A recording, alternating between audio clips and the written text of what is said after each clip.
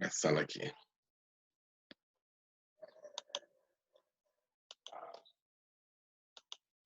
Bom dia, né, pessoal? Então, a nossa aula dessa semana, nós vamos iniciar, que é a primeira semana de maio, iniciando o nosso segundo período, né? Lembrando que as notas das nossas turmas já se encontram lá no CAEP, né? Fechadinha lá.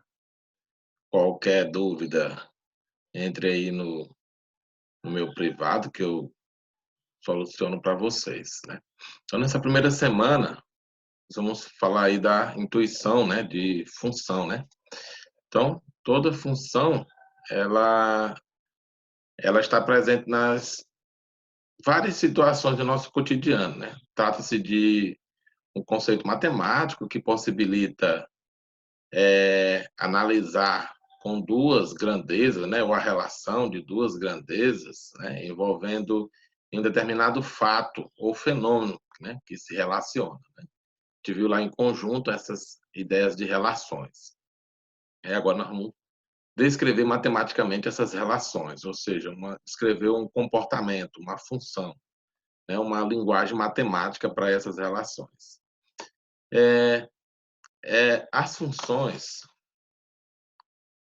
As funções a seguir apresentam algumas noções relacionadas à ideia de função. Situação 1.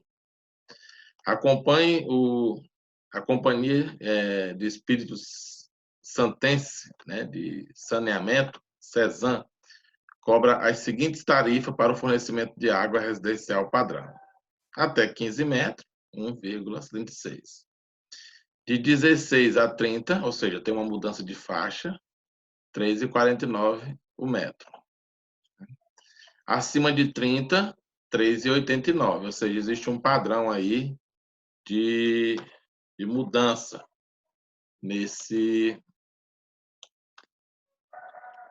nessa variação. Então, de acordo com a tabela, a tarifa a ser paga depende da faixa de consumo de água, ou seja, a tarifa está em função da taxa de consumo. Essa é a nossa primeira situação. Situação 2.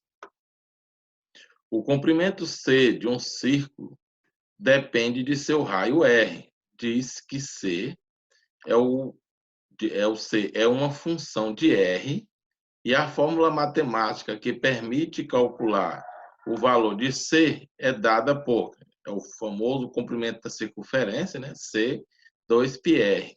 Esta lei corresponde ao que faz cada valor positivo de R corresponder a um único valor de C. Então, essa é a ideia de a intuição de função. E aí vamos para a situação 3. Né? Na situação 3, o que é que nós vamos fazer aqui?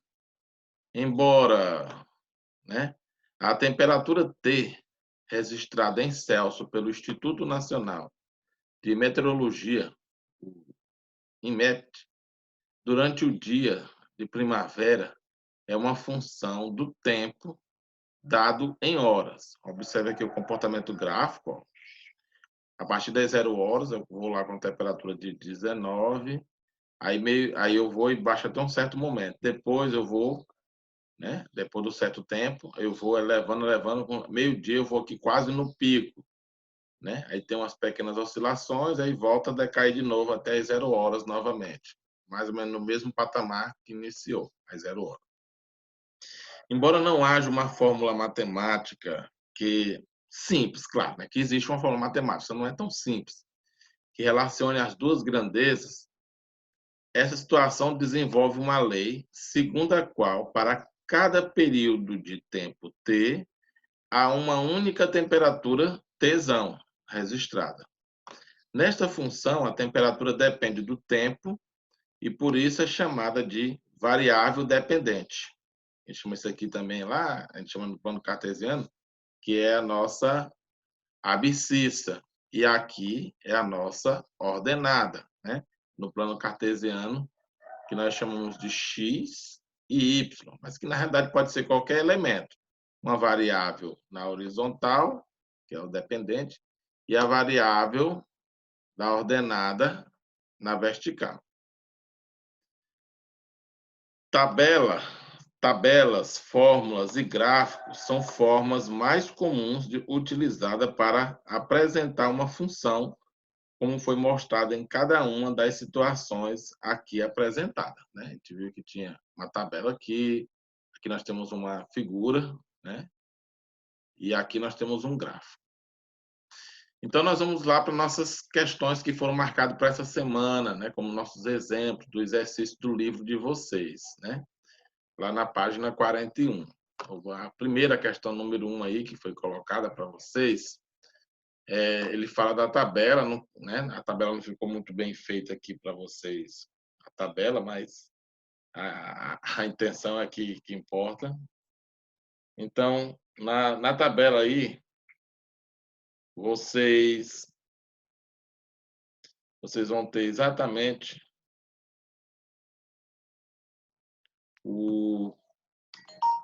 a descrição dos termos, né? Então, quem está acompanhando com o livro aí, ó, você tem aí a descrição do comportamento aí da área, né, e do valor, né? A tabela mostra o valor final de alguns pedidos de um certo tipo de piso, né, laminado, solicitado a um fabricante de acordo com a área do piso colocado. 40, 25, 60, 140, 180,5. Cada um aqui tem seus valores correspondentes. Aí na letra A, ele pede qual será o valor de um pedido de 100 metros quadrados desse piso e de 250 metros quadrados. É basicamente como se fosse duas perguntas. E na letra B, qual é a fórmula ou lei, né? Eu acho que até a gente poderia ter feito isso aqui primeiro aqui na letra A, mas não tem nada não, né?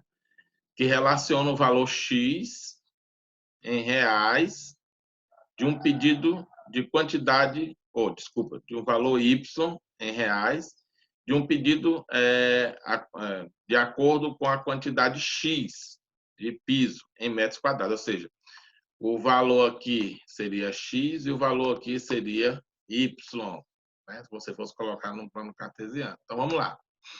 Então, para descobrir qual é o valor unitário de cada pedido, né? Você pegando aqui pela tabela, aí você vai o quê? Ó? Você pega o valor lá total e divide por 40, 70. Pega o valor total, divide por 25, 70. Valor total, divide por 60, 70 também.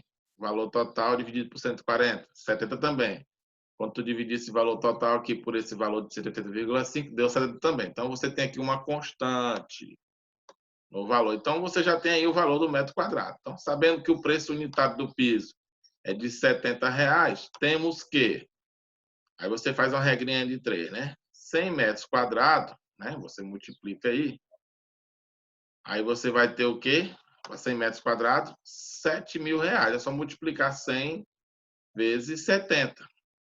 E 250 metros quadrados multiplica 70 vezes 250, dá 17.500.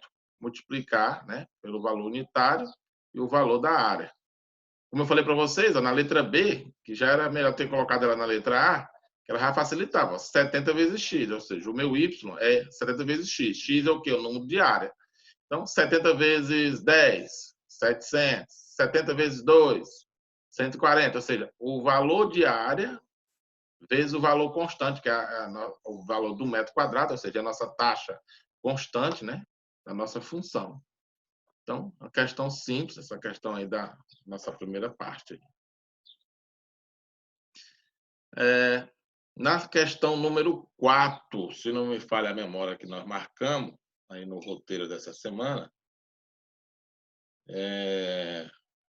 isso, exatamente, questão número 4. Então, na questão 4, a gente coloca aí ao receber sua conta de R$ 85,00 referente à TV por assinatura, Naí levou a seguinte instrução: para o pagamento realizado com atraso, serão acrescentados multa de R$ 1,70 mais juro de 0,03 por dia. Então, aqui nós temos uma função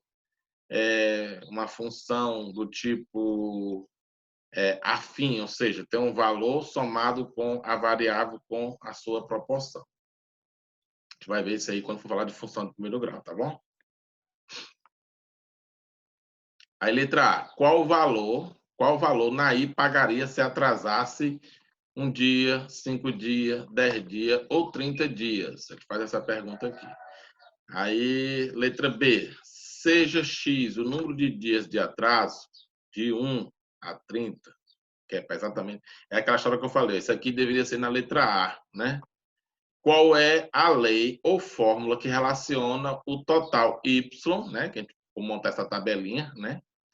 A ser pago em reais em função de X. Como eu falei, era melhor ter feito essa letra B aqui e depois montasse a tabela para a letra A. Mas vamos lá. Então, na letra A, um Fn vai ser o valor constante de 1,70 mais 0,03 centavo em função do meu X aqui, que no caso é o número de dias, né? Então, é a minha função, né? Ou seja, o meu Y, minha função, o valor constante de 1,70 mais o produto entre a variável e o termo que é constante aqui. Observe que quando a gente fizer isso aqui, na verdade é que eu já fiz a lei de formação, que é a minha letra B, né? Minha letra B aqui, ó, f de x, né? Mais o termo, né, da função aqui. Então, bora lá. Então, aqui só de juro, né, que é o que ele quer, né? Aqui na letra A, qual o valor Naí pagaria se atrasasse 1, 5, 10 e 15 dias? Ou seja, só de juro, né? Então, vamos lá. Então, aqui vai dar o quê? 85 é o quê? É o valor da conta. 85 é o valor da conta, valor constante. Aí você tem multa mais juro. Então, é um acréscimo. Então, vamos lá. Então, vamos primeiro para um dia. Você 1,70 mais 0,3 vezes 1. Vai dar o quê? 1,73, só de juro. Somando com o 85, né? 85 mais 73 dá 86,73. É o valor que ela pagaria um dia de atraso. Se a gente pegar 5 dias, aí é a mesma coisa, né? O juro que ela ia pagar, 1,70 mais 0,03 vezes 5. Dá o quê?